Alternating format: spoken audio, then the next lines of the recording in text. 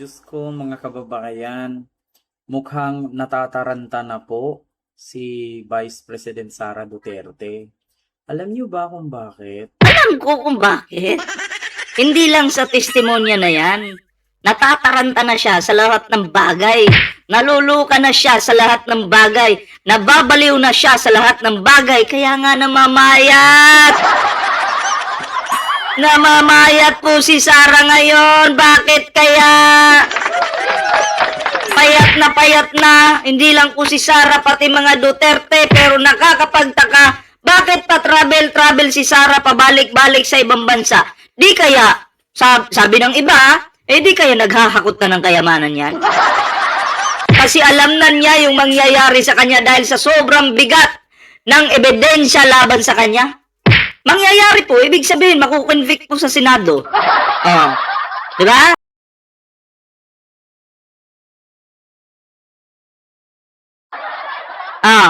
Ano sa tingin niyo mga pre? Sa tingin nyo ba, nangyari. Yan. Sa tingin nyo ba, si Sara may pag-asa pang makatakbo sa 2028? Kasi, ano na po, para sa akin, wala na pong pag-asa yan kasi mabibigat po yung ebidensya ngayon. So, tuloy po natin to mga pre.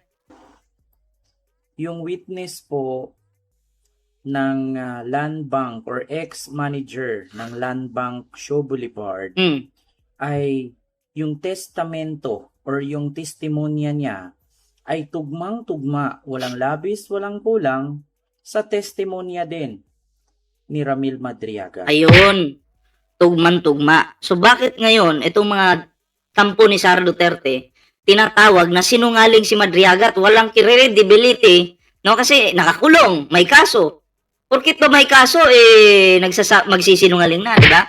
Para sa akin, kung tugmaman po, tugman-tugma talaga, di ba? Halata po, no? Na ito si Sara Duterte, ang tingin ng taong bayan ngayon sa kanya, ay guilty. Okay? Guilty po si Sara Lustay Inday Duterte.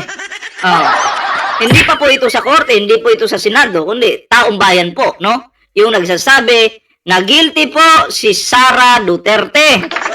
Yan. Maliwanag po yan. O tuloy natin.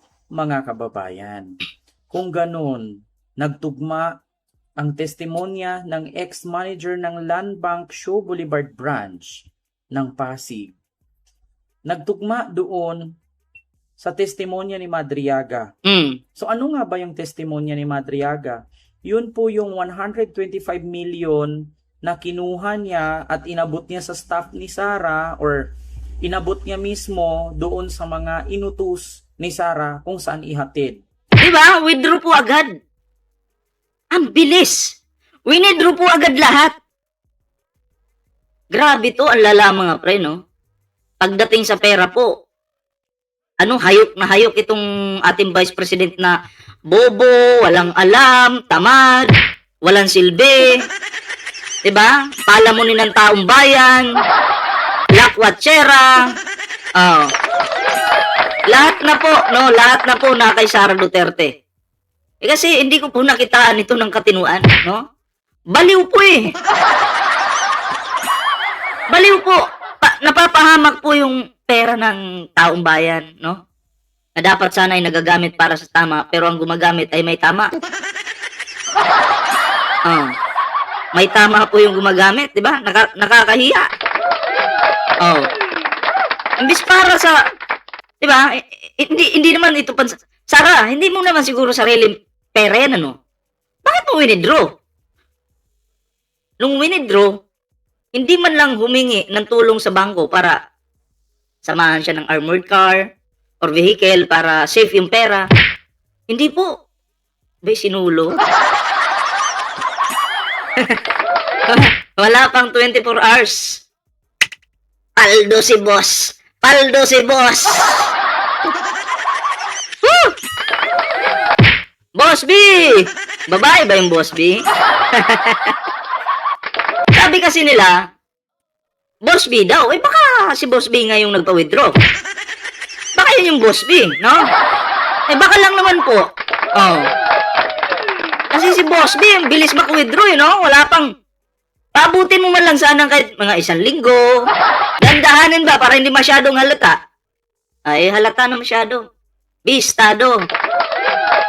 Una, ang sabi, inabot daw ito ng isa sa pinagkatiwalaang staff ni Sara kay Madriaga ang halagang 125 million at inahatid ito sa Laguna Tess Tamayo, shoutout. at sa parking lot ng ombudsman. So ngayon mga kababayan, yung bag na pinaglagyan na mahaba ay pareho din sa bag na pinaglagyan ng sinabing witness. Teka lang masingit ko lang naman ito. Kasi mainit sila sa maleta eh. Ngayon, kay Sara Duterte pa rin, ay kay Sara Duterte para, mahabang bag. Ayaw po nila ng maleta. Bag pala ang sakampon ng mga, sinungaling. Bag pala yung pinaglagyan ng pera. Diba? At least po doon, sa bag na yon, klarong-klaro na pera po yung nilagay. Oh, maliwanag po. Na lumabas din po sa investigasyon. Sa hearing, impeachment trial. Diba? Maliwanag. Pero yung maleta po na yan, hindi po maliwanag. Hindi nga natin alam kung anong laman yan eh. Alin po yung mas malabo? Maleta o bag ni Sara Duterte? Diba yung bag? Kasi confirmed. Doon nilagay ang 125 million pesos. Diba? Klaro, detalyado po. Kaya kung klaro sa paningin nyo, huwag nyong kalimutang mag-like, share, subscribe sa ating live ngayon. Diba? Mag-like na kayo, i-share nyo na yung live natin. Shoutout muna tayo Aizen Suzuki, kay Chanel Paris. Chanel Pares, kay Idol Aces. Ayan. Kay Shandel Dilim. Aizen Suzuki. Tama po ba? Suzuki. Ayan. Shoutout po sa inyo. Tuloy tayo. Nakapag-like na, Sunnyware. Ayan, shoutout. Na ex-manager ng Land Bank sa Shoe Boulevard branch ng Pasig. So ngayon mga kababayan, mukhang natataranta na po talaga si Sara pati. Sabi ni Sara, napabaliw ako. Putang ina ninyo, mga DDS. Hindi niyo ako natulungan. Bobo kayo. Pareho tayong bobo.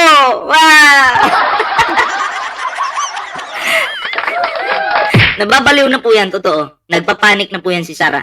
Hindi lang niya pinapahalata sa publiko para magmukha siyang cool, pa-smile-smile, pero pag tinanong mo, no comment. Dahil walang laman ang isip. Ang mga depensa niya, kasi mahihirapan po sila ditong lusutan. Hindi naman pwedeng sabihin nagkataon lang. Hindi din naman natin pwedeng sabihin magkakilala ang manager at si Ramil Madriaga kasi ever since hindi naman si Ramil ang nagwi-withdraw. Diba? Kung hindi si Jenna Acosta. So ito pa nga mga kababayan, habang nag-withdraw daw ito at yung kasama ni Gina Acosta ay wala na daw itong mga dokumentong ipinakita. Tanginang, touchable Wala nang dokumento. Ura-urada daw itong pinagbigyan na makapag-withdraw. Sana all! Ma'am Susan Minggeto, shoutout po Sana all talaga, no? Ura-urada, wala ng dokumento. Unfair naman po sa iba, no? Unfair naman po na yung iba dumadaan sa proseso. Tapos, yung isa dyan, yung kampo ni Sara, na wala ng proseso, no? So, dapat po, mapanagot yung mga nagtatrabaho dyan sa bangko, kung sino man yan, no? Na binabypass po yung proseso. Hindi po maganda yan. Hala. So, ibig sabihin, kilala na nila ito at pabalik-balik na mag-withdraw sa naturang bangko. So, ngayon, mga kababayan. Kahit pa siya kilala, kahit pa kilala siya, no? Dapat pa rin po talaga na dumaan sa proseso. Kasi unfair po sa iba Yung iba, pipila ng matagal. Yung iba, di ba? Matatagalan po talaga. Pero siya, mabilis. Wala pang 24 hours. Tangina, sarap ng pera na yun, no? Hinatian mo na sana ako nun, Sara Duterte. Kasi ako mukha akong pera eh. Kailangan ko kasi ng pera. Sara Duterte. Hatian mo na sana si Ballpoint Man. Diba? Para ako na yung taga-aw-aw mo ba? Pag sinabi, Ballpoint Man, aw ka. Aw, aw, aw, aw, aw, aw, aw. Parang si Banat Bay ba? Wala eh. Di mo ako hinatian eh. Wag na. Mag-ano na lang ako dito. Si YouTube na lang yung gawin kong amo. Wala tayo eh. Wala akong tiwala kay Ballpoint Man. Ay dapat nagtiwala ka, di ba? Para yung mga DDS, ututuin ko lang ba? Ututuin ko yung mga DDS. Sabihin ko, idol ko yan si Sara eh. Talino yan si Sara. Yang siminit niya, joke lang yan. Yung paksili ka na yan, alam niya yan, matalino yan. Kunyari lang, hindi.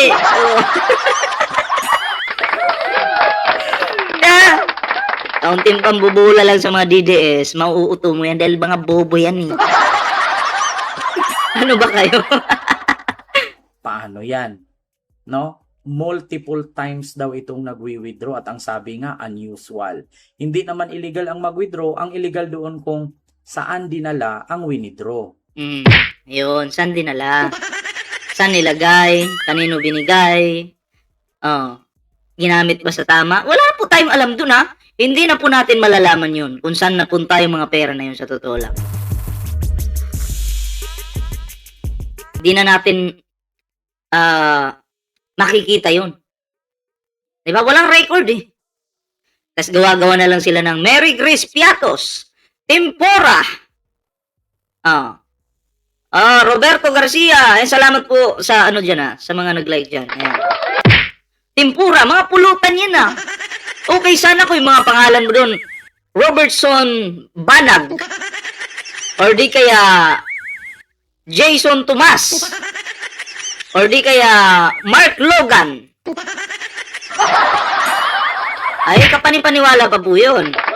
Pero kung Mary Grace Piatos, minamagic nyo na lang yung pangalan, kaduda-duda po yan. Sasabihin nyo, doon napunta yung budget, confidential yung pangalan. Nasilip na nga kayo ng kuwa eh. Diba? Na mali yung inyong paggastos. Tapos, bubulahin mo kami. Confidential yung pangalan. Pinapangalagaan nyo yung pangalan. Kaya, ganun yung, utot nyo, brown. Sampal nyo sa utak nyo yan. So, ito po mga pre, ano po yung komento dito? Ito, gusto ko lang pong idugtong. Itong, basahin po natin ito. Ayan, About po ito kay Trillanes, sa 18 garbage cargadors.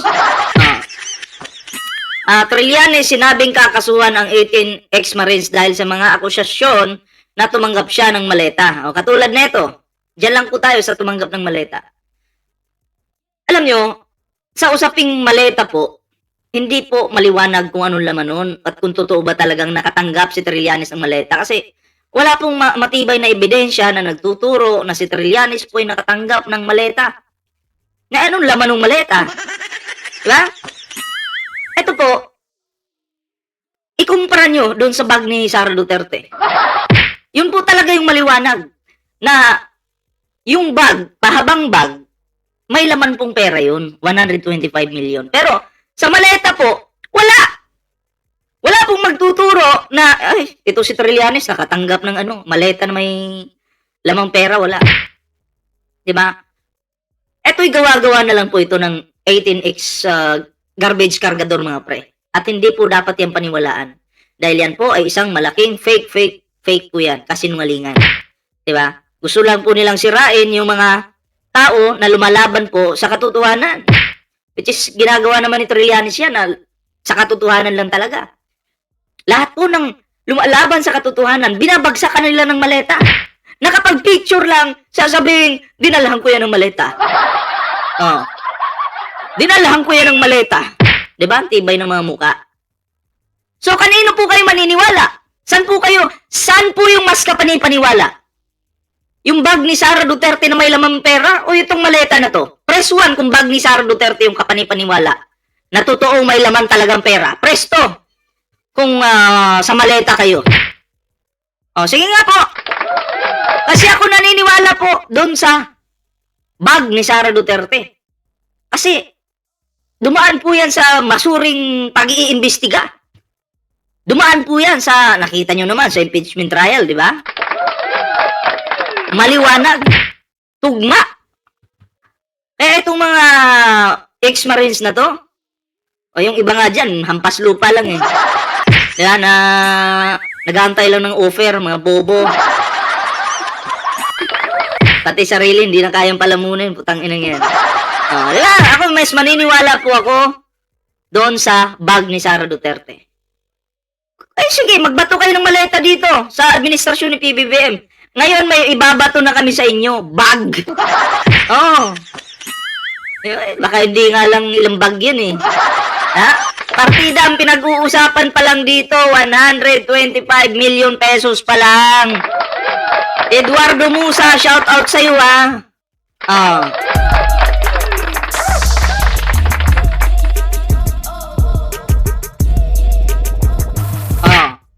Diba? Kasi kung ako po yung tatanungin, doon po ako sa talaga. Doon po ako maniniwala sa bag, no? Ang tibay mo, Sara. Ibang klase ka. Puro kakayabangan, kahambugan. Tapos ngayon, malalaman-laman namin na ito pala yung baho mo. Partida, maliit pa lang itong baho mo na lumalabas, pero, ilang porsyento pa lang itong baho na lumalabas mo. Marami pa kaming malalaman.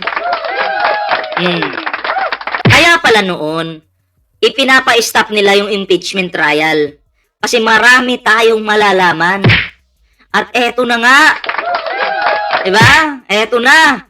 Kaya yan, si Sara Duterte ayaw mag-attend din sa impeachment trial kasi magmumukha po siyang tanga doon.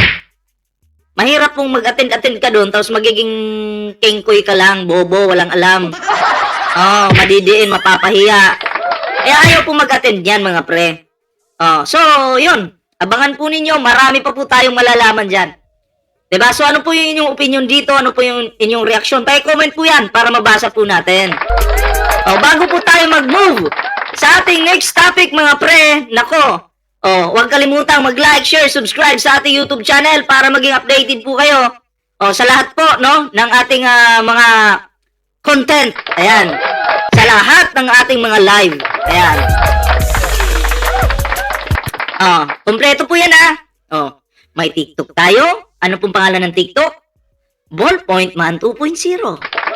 Facebook, Ballpoint Man 2.0. Facebook number 2, Ballpoint Man 3.0. Ayan. Yun. So, like, share, subscribe po tayo, mga pre.